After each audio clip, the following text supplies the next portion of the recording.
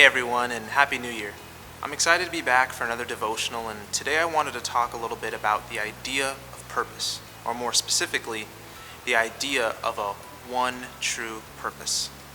This idea that if we could just do that one thing, if we could just get this one promotion, if I could just go to this one place, if I could just find this one person, then my life would be complete.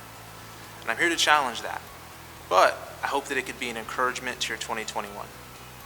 Now, go with me here, but I get my inspiration from the newest Pixar movie, Soul. If you haven't seen it, Soul follows the story of a man who accidentally lands himself in between life and death, and when he looks back on his life, realizes that he hasn't truly lived. Now, throughout the course of the movie, he obsesses over the idea of finding his purpose in music, and he hurts some people in the process. On the flip side, there's another person who doesn't know what their purpose is at all. But for them, this causes confusion and they feel lost and upset. Now, what we gain from this by the end of the movie is that maybe living in pursuit of this one true purpose does more harm than good, and honestly, maybe we should have a little bit more grace for ourselves. And I love that message, and I think it applies to believers too.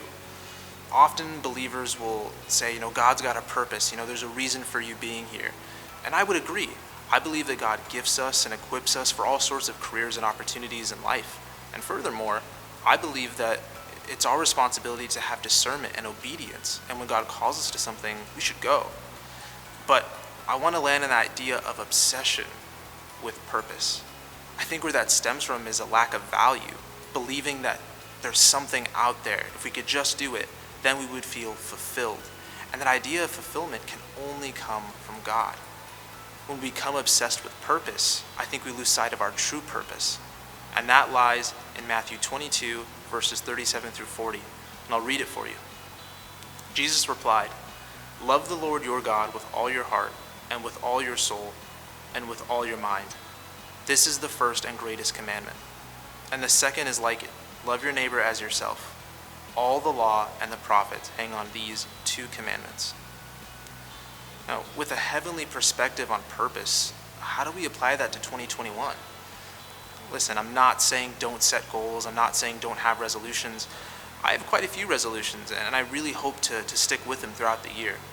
But what I'm saying is reconsider what purpose looks like to you. Have it down here.